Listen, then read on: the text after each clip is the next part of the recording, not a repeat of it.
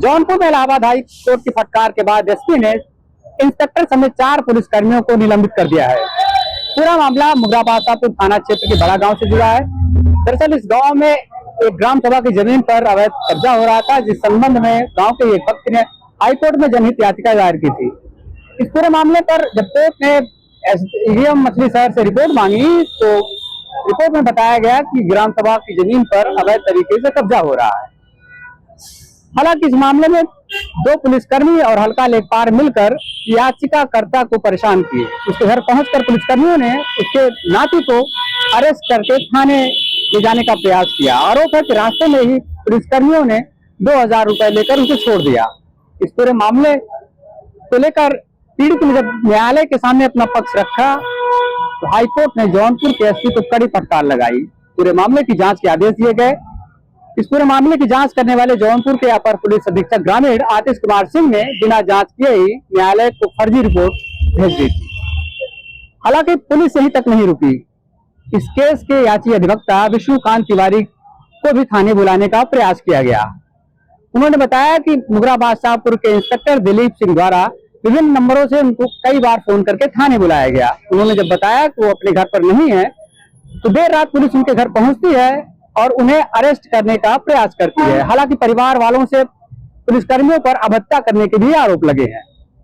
इस पूरे प्रकरण में जब अधिवक्ता ने हाई कोर्ट में अपनी पीड़ा सुनाई और न्यायालय में कहा कि जौनपुर पुलिस कहीं ना कहीं दबाव बनाकर उसे फर्जी मामले में फंसाने का प्रयास कर रही है, तो जौनपुर के पुलिस अधीक्षक को कोर्ट ने फटकार लगाते हुए तलब किया है। पूरे मामले की जांच कर जौनपुर के एसपी डॉक्टर कौस्तुभ को 15 जुलाई को कोर्ट में उपस्थित होना है। हमारे गांव सभा में जो है बड़ा गांव में एक अवैध जमीन कब्जा हुई थी ग्राम सभा की, जिसमें हमारे मुवक्किल हैं श्री गौरी शंकर जी। उन्होंने आया हमारे पास बताया कि ग्राम सभा की संपत्ति को कब्जा कर लिया गया है, जिसके लिए हम एक पीआईएल दाखिल करना चाहते हैं। मैंने कहा ठीक है, आप माननीय उच्च न्यायालय में हम दाखिल करेंगे। हम उनके याची अधिवक्ता हैं।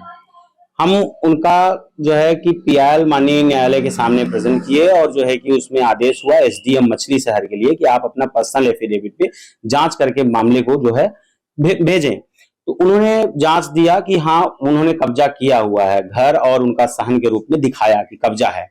बाद में उन्होंने कहा किया कि हल्का के 2 कांस्टेबल और हल्का लेखपाल ये जाके जो है कि हमारे जो मुकदमा है, जो बुजुर्ग हैं 92 ईयर ओल्ड हैं गौरी शंकर जी, उनके साथ बदतमीजी किया, उनको गाली गलौज किया और उनके नाती को जो है कि पकड़ के ले जाने लगे।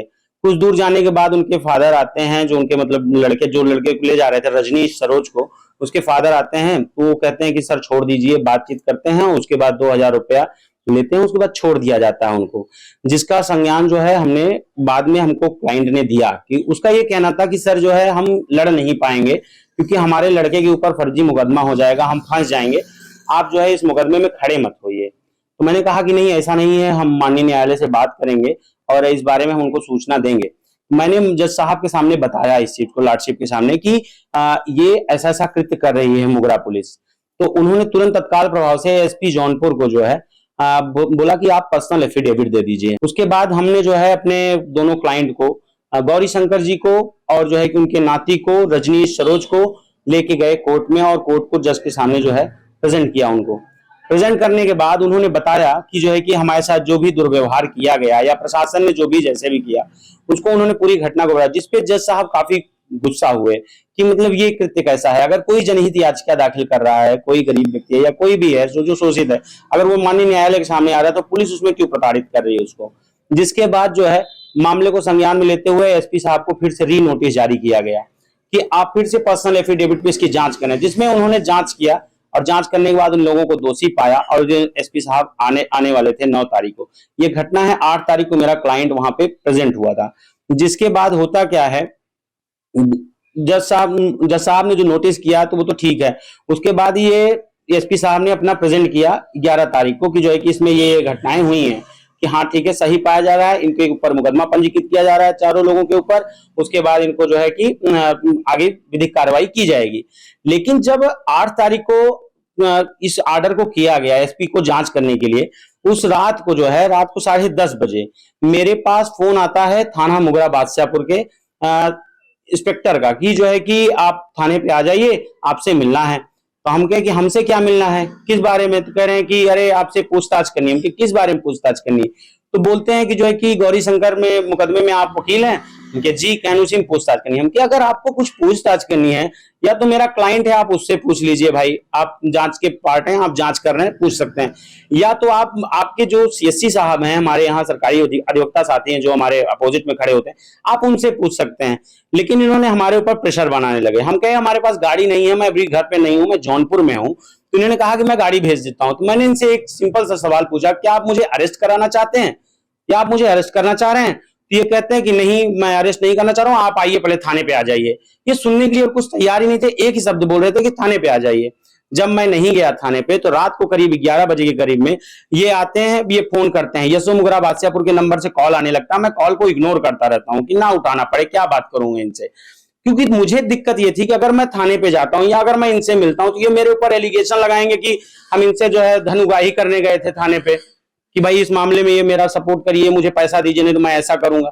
इसलिए मैं इनसे ना मिलना चाहता था, ना मैं इनसे बात करना चाहता। इस वजह से मैं इनसे फोन नहीं उठाया इनका। जब मैं इनका फोन नहीं उठाता हूं, तो ये फोर्स लेके मेरे घर चले आते हैं। मेरे घर के कुछ दूरी पे रुक जाते हैं। रुकने के बाद जो है कि 3 पुलिस वाले मेरे घर के पीछे और 2 लोग आगे पीछे खड़े हो जाते हैं, और आके यशो साहब जो है दरवाजे पे आ जाते हैं। आने के बाद हमारे पिताजी को हार्न बजाते हैं, तो पिताजी निकल के जाते हैं, बात करते हैं, तो कहते हैं कि कहाँ है वकील साहब?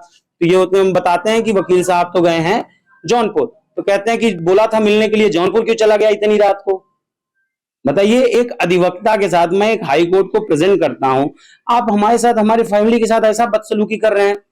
मतलब किसी जनहित याचिका में किसी गरीब के लिए अगर आवाज उठा रहे हैं हम, तो ये तो अन्याय हो गया, जैसे हो गया अपराध कर दिया हमने, कोई क्रिमिनल हिस्ट्री जैसे मेरी निकाल दी है। ये हमारे घर के पीछे पुलिस खड़ी है, पूरे एरिया में बहुत थू-थू होने लगी कि बताइए हाई कोर्ट के वकील हैं, इनके घर पुलिस दबिश दे रही है, भागे भागे फिर रहे हैं। हमारी छवि को धूमिल कर दिया इन्होंने पूरा, पुलिस प्रशासन ने। इस वजह से प्लस किसी किसी कहलवा रहे हैं कि फर्जी मुकदमे में फंसा देंगे, ज्यादा उछले नहीं, ये करें वो करें। हमें इस चीज की आशंका हुई कि हमारे जीवन का भी खतरा है, जिसके लिए मैंने एक पर्सनल एफिडेविट माननीय न्यायालय के सामने दिया कि माइलॉर्ड जो है कि हमको अगर कल को कोई भी मुकदमे में फंसा दिया जाता है तो हम क्या करेंगे? रिस्पेक्ट तो मेरी चली गई एरिया में, लेकिन आप अगर ऐसा कर देंगे तो हम कहाँ रहेंगे? तो उन्होंने कहा कि ठीक है, सुने माइलॉर्ड। बहुत गुस्सा हुए इस बात पे कि मतलब एक अधिवक्ता के साथ आप ऐसा व्यवहार कर रहे हैं, जिसपे उन्होंने बहुत ऑर्डर, बड़ा लंबा ऑर्डर लिखाया है। उन्होंने एसपी जौनपुर को ये निर्देश किया कि भाई आप तुरंत जो है एफिडेविट पे बताइए जांच करके कि क्यों पुलिस गई थी आपकी मेरे वो याची अधिवक्ता के पास। उन्होंने उसके बाद भी एसपी साहब हमसे बात किए। उन्होंने कहा कि देखिए हम प्रकरण की जांच कर लेते हैं, जो भी विधिक कार्रवाई होगी हम करेंगे। और उन्होंने सांत्वना दिया मुझे बेसिक। उन्होंने कहा कि जो है कि देखिए कुछ नहीं होने वाला है, मैं करता हूं, मैं कुछ न कुछ उसमें बढ़िया विधिक कार्रवाई कर दूंगा।